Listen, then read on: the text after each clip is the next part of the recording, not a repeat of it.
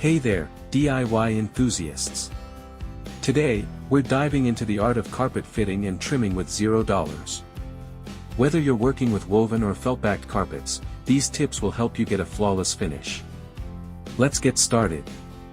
First, you'll need a few essential tools: a carpet stretcher, a carpet tucker, and a trimming knife.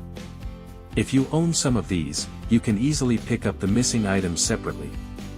Having already determined the area you need to cover, it's time to cut your carpet to size. Remember to leave a bit of extra material for the final adjustments.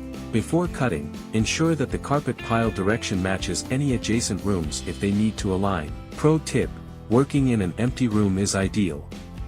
Clear out as much furniture as possible to avoid any hassle while fitting the carpet. For patterned carpets, ensure that the design aligns with the room's main wall or focal point. If you don't have carpet and you want to buy a new one, then there would not be a better option than omnifloor.ae.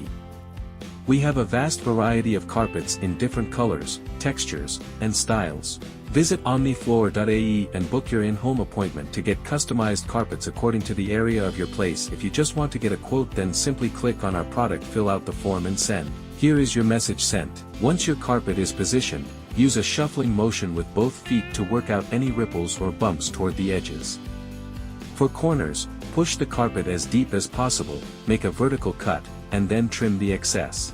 Fold the carpet and trim it to about 100 mm from the edge, being careful not to cut the carpet underneath. Now, it's time to stretch and hook the carpet onto the gripper. Start from the corner diagonally opposite the door. Use the carpet stretcher to secure the carpet to the gripper, starting in one corner and working outwards. Apply pressure downwards and use your knee to push the padded end of the stretcher. Work your way around the room, stretching and hooking the carpet into place. To trim, fold the carpet back so it's snug against the skirting board. Cut the backing about 8 mm from the skirting with a sharp utility knife, being careful not to cut the carpet itself.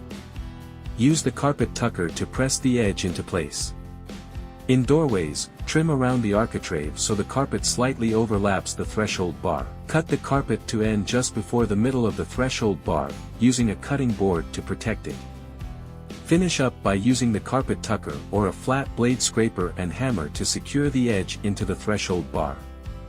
And there you have it, your carpet is perfectly laid.